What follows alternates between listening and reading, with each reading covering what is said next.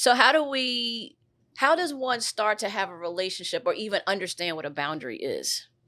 Well, I mean, a boundary is more about you than the other person. So I think a lot of times we tend to think that, boundaries are about making sure that other people behave the way that we want them to. But a boundary really is about what you are going to accept and how you are going to respond to your environment. So if there is someone who is, say toxic, um, you get to decide if you answer that phone call. And, you can set the boundaries of, the way that you want to be treated. And if that person continues to cross that boundary, you decide if you're going to continue to interact with that person. So having those consequences.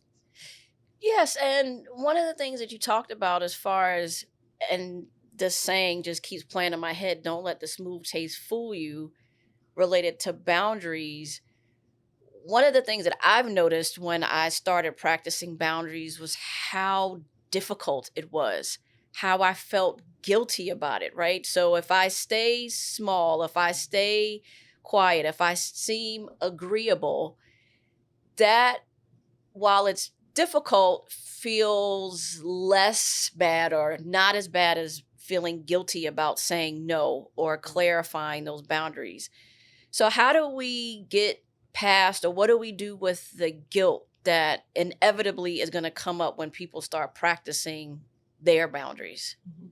I mean, I think just being able to recognize that that temporary discomfort is the trade-off for long-term peace.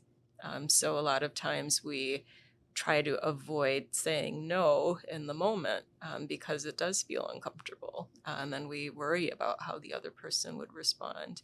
But longer term, that yes is always going to come back to collect. So do you want to pay the price now, or do you want to pay the price later? Is the question you need to ask. So, from a somatic perspective, here is an exercise for you to try. And remember, this is small bites, low hanging fruit.